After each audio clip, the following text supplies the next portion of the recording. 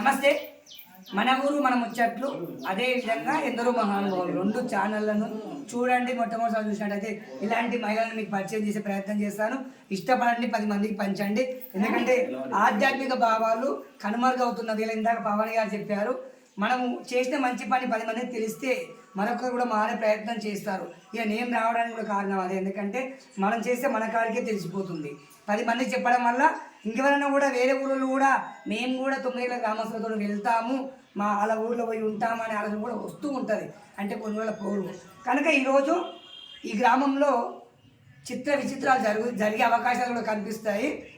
చిత్ర విచిత్రాలు అంటే మరేందో కాదు, ఇలా ఆధ్యాత్మిక కార్యక్రమాల్లో ఒకవైపు స్త్రీలు, ఒకవైపు పురుషులు, ఒకవైపు యువకులు, ఇలా మహానుభావులు అందరూ ఈ గ్రామంలో ఉన్నారు.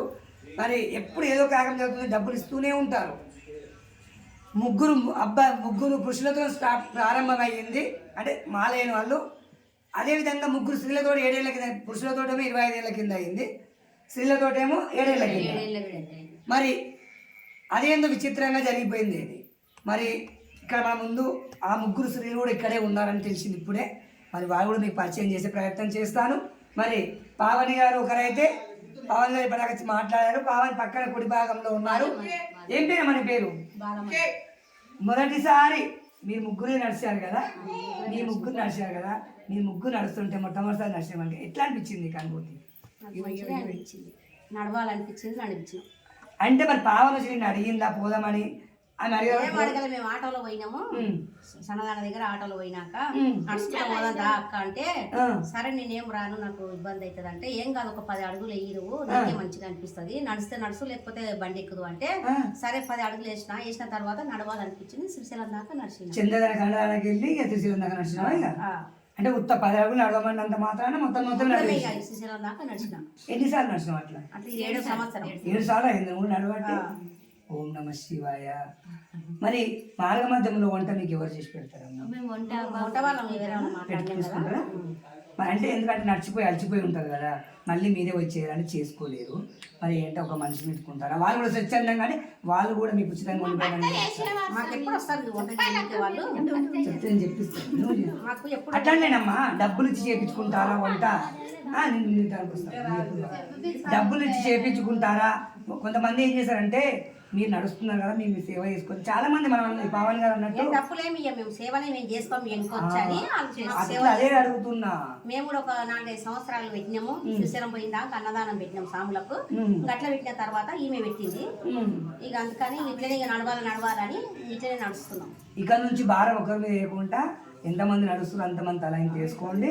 సరే, పెద్ద భారం ఎవరి మీద పెట్టారు అంటే కాకపోతే మీరు ఎంత సొంతంగానే పెట్టిన 4 సంవత్సరాలు. అవునా? మా సొంతంగా పెట్టిన తర్వాత పావని పెట్టింది. మళ్ళీ తర్వాత మేము ఇట్లా 4 సంవత్సరాలు పెట్టినాము. పాదయాత్ర చేసినాం, పెట్టినాం, మంచిగా అనిపిస్తుంది మనకు అని ఇక మేము కూడా నడుస్తున్నాం. ధన్యవాదాలమ్మా. ఏం పేరు అన్నారు మీరు?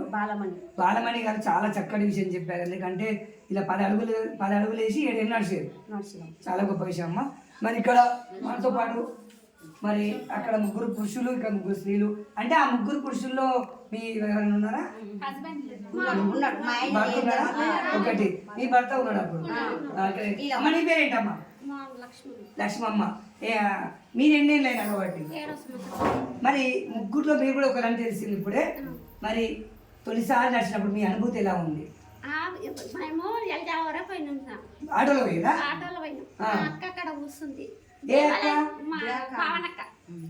దేవాలయం కాడ కూర్చుంది. ఏ దేవాలయం కాడ కూర్చుంది? ఆంజనేయ స్వామి దేవాలయం. ఓకే. అయితే ఇంకా మేము ఆటోలో పోతుంటే దాండే నడుచున్నాము.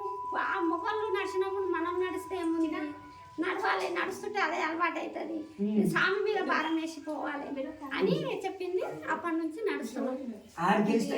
ప్రారంభమైంది. ఈకెళ్ళి ఆటోలు ఎక్కిపోయారు, వెళ్ళారు దిగారు. నువ్వు ఇక్కడ నుంచి నడిచావా? అంటే అది వాస్తవం ఏంటంటే ఇక్కడ కిషంరావు ఆజ్ఞ ఇక్కడ వచ్చింది.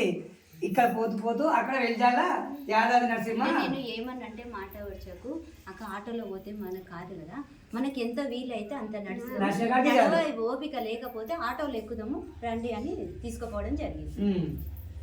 ధన్యవాదాలు. మరి వీళ్ళ భర్త కూడా 2-3 సంవత్సరాలు సేవ చేసుకొని వంట అవన్నీ ఉచితంగా చేసిండు.